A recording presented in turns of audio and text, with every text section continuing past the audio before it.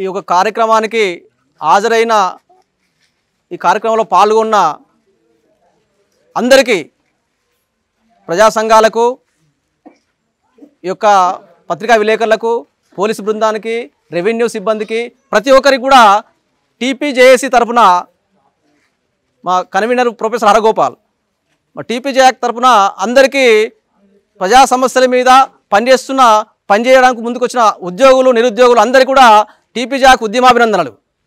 దేశంలో ఉన్న సమస్యల్లో వివక్ష, ఎందుకంటే అన్నగారు కేఎన్పిఎస్ నుంచి ముందు చెప్పారు, మాట్లాడే విషయాలు మాట్లాడకుండా మిగతా విషయాలు చెప్పారు. షార్ట్గానే చెప్తున్నా.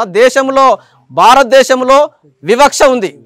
భారతదేశంలో వివక్ష ఉంది, అసమానతలు ఉన్నాయి. ఈ అసమానతలు అంటే అసమానత లోపల అన్నీ వస్తాయిగా. ఈ అసమానతలు పోవడం కోసం ఇది ఒక ప్రత్యేక ఇష్యూగా తీసుకొని ఈ ఇష్యూకు రాజ్యాంగబద్ధంగా చట్టబద్ధంగా ప్రభుత్వాధికారులు, పౌర సమాజము, చట్టాలు అందరూ కూడా ఎవరైనా భారతదేశం రాజ్యాంగంలో హింస జరగద్దని చెప్పి అనుకుంటున్నాం.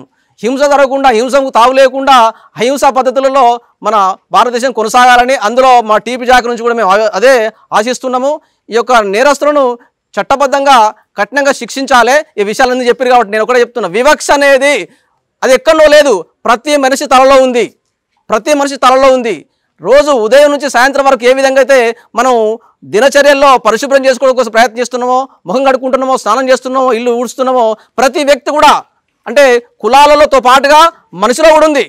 మన తలలో జోకుతే మనం బాడీ జోకుతే 50 కిలోలు 60 కిలోలు 100 కిలోలు ఉంటాం, కానీ మనలో వివక్ష అనేది 100 టన్నుల్లో ఉంది. ఆ వివక్ష పోగొట్టుకోవాల్సిన అవసరం ఉందన్నది మా టీపీజేఏ నుంచి మేము కోరుతున్నాము. అది వ్యక్తిలో, కులంలో, కుటుంబంలో, సమాజంలో. దయచేసి ఎవరం కూడా హత్యలు వద్దు, చర్చలు ముద్దు. సమస్యలు వస్తే మాట్లాడుకుందాము. మనుషులము, జంతువులు కూడా దాదాపు ఎక్కడ చంపుకోవు. మనుషులను చంపుకోవద్దు, హత్యలు చేసుకోవద్దు. ఏ సమస్య అయినా కానీ చర్చల ద్వారా, మాట్లాడుకోవడం ద్వారా ఒకరోజు కాకుండా ఒకరోజు పరిష్కారం అవుతుంది. హత్యలు మాత్రం ఈ సభ్య సమాజానికి ఈ ద్వారా నేను టోటల్గా సమాజానికి గుర్తు చేస్తున్నా. హత్యలు వద్దు, సమస్యలు వస్తాయి, సమస్యలు పరిష్కరించుకోవాలి. మనకు చట్టం ఉంది, లేకుండా గ్రామాల్లో ప్రజలు ఉన్నారు, పౌర సమాజం ఉంది. కాబట్టి వివక్షత పోవాలి. వివక్ష పోయే వరకు కూడా ప్రతి వ్యక్తి, మరీ ముఖ్యంగా శ్రామిక ప్రజలు ఆలోచించాలి.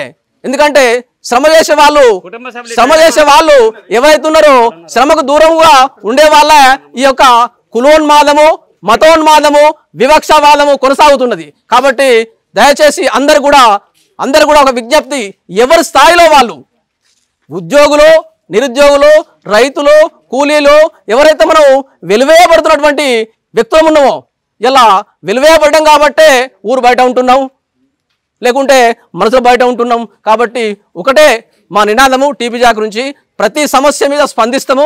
ప్రతి సమస్య కూడా రాజ్యాంగబద్ధంగా, చట్టబద్ధంగా సమస్యలు పరిష్కరించుకోవాలి.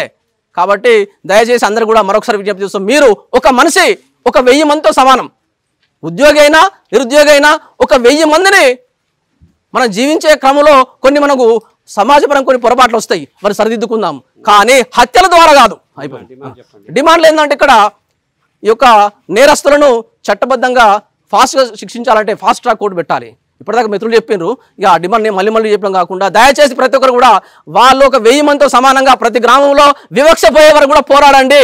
మా నినాదం ఏంటంటే ప్రజలు సమానంగా ఉండాలి, హక్కులు పొందాలి, భారత రాజ్యాంగాన్ని పాటించాలి.